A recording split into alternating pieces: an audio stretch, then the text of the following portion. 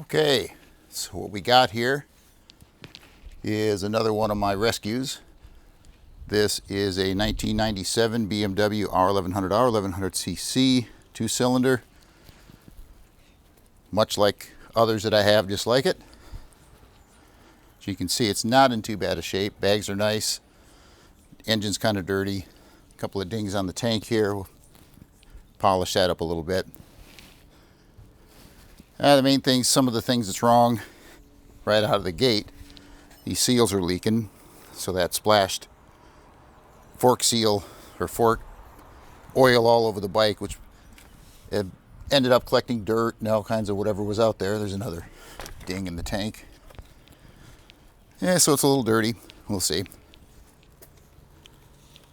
Bike has 45,000 miles on it, so BMW world, that's just broken in. Everything else looks pretty good. Doesn't look like it's been wrecked very hard. A couple of scratches. So we'll see if I can get it running. If not, well, then we part it out. But I'm going to give it my best shot. These bags are probably worth a couple hundred by themselves, so that's a good thing. The main thing that's wrong with it right now is these valve cover bolts. As you can see here, one's missing. That one's actually broken off inside. And one of these other ones are stripped out. So I'm going to invest a little time and money, put helicoils in there and see if I can get those to tighten down. Now with these, is what he did is, these aren't meant to be cinched tight. In fact, they're shouldered in here. So once you get them onto that shoulder, they're not going to tighten anymore. And he just kept going until he broke one and stripped one out. So we can fix that up. All in all, not a bad bike. Tires aren't bad. I don't know how old they are, but they don't seem to be weathered or cracked. The front one looks really good. A couple of dirty things there. Got a nice windshield. So let's see if we can get this little monster running. See if it does run. If it does, I got a pretty good deal. If it doesn't, I still got a good deal. Okay, so I spent the day yesterday fixing this bolt.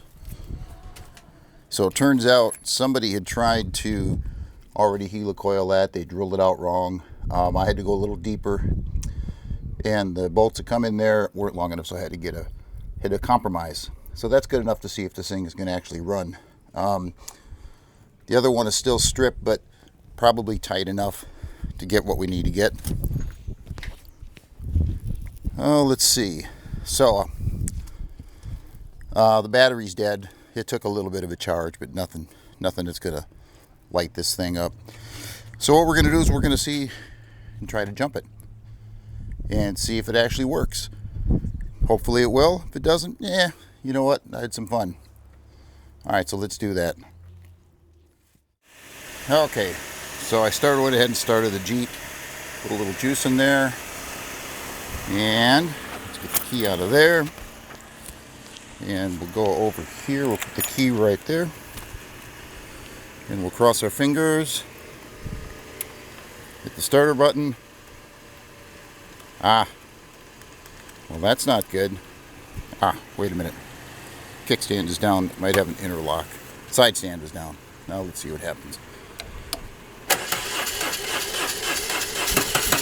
Hey, come on, baby.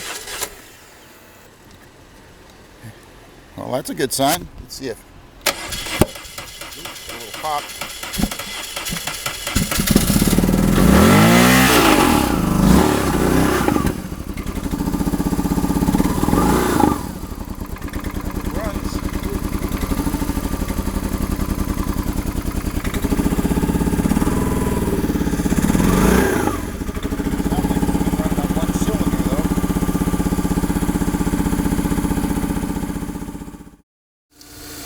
Okay, so that was an easy fix. Turns out that when I lifted the tank to look at some things, this little throttle cable on the right side came out.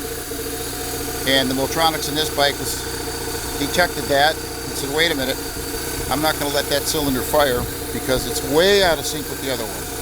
So I put the cable back, runs like a charm. Good. Alright, well, let's take this monster for a ride. Hopefully it won't die because the battery won't restart it, but we'll see if it actually goes through the gears and goes down the road. Well, it ran. I took it down the road, ran it through all the gears. Everything seems to work fine, no wobbles, no death wobbles. So now that I know that it actually runs, all the gears shift, clutch, everything works. I'll spring for a new battery, new fork seals, fix that valve cover correctly, clean it up. Should be a nice running little bike. Not bad, not bad. Saved another one from the junkyard.